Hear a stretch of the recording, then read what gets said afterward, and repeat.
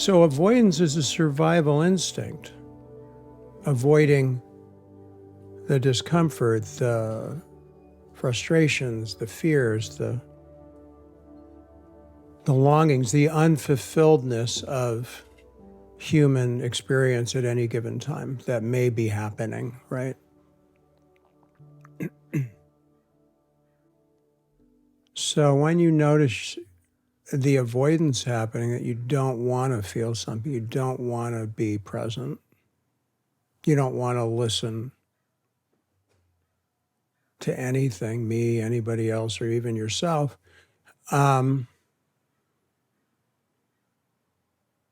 just see it for what it is. It's a natural survival instinct. That's all. See it for what it is, free of judgment and conclusions, because those only perpetuate the avoidance. Isn't that cute? Anyway, see what happens when you give attention to the avoidance. Eventually you come home. Eventually you accept yourself in a way where you're at peace. That's why we're here. To cultivate consciousness in the inner peace that you are.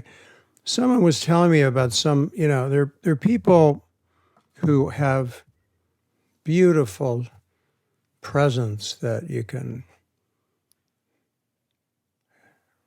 be mirrored in, like, well, people say that happens here. I'm glad. That's good. But, and some of those people say, oh, don't bother with the emotional, all that stuff. Just be this consciousness, That has a place in development, I agree. It really does.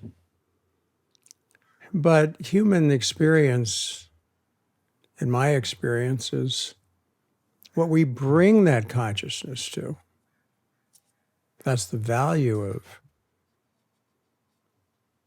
truly comprehending, profoundly awakening. And not turning it into another spiritually identified false belief, which becomes another identity.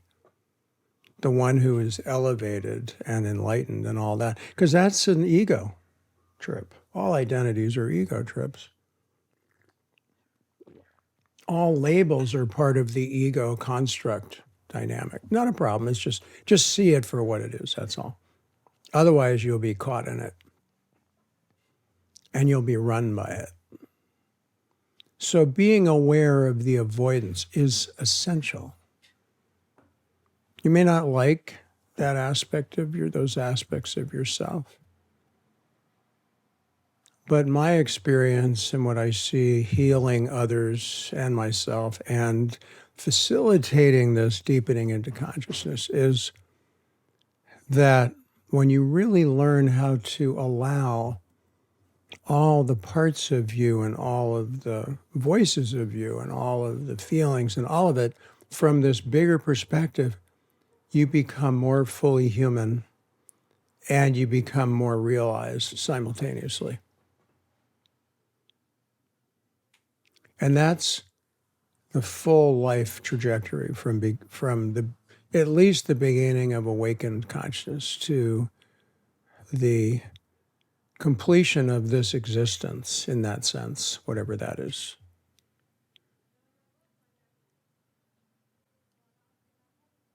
As hard as it can be, and I am no stranger to hard times, but amazingly,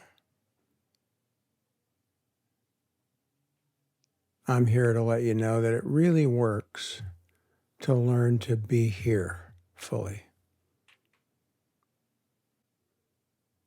Because if you do learn, then even at your last breath, you will be at peace.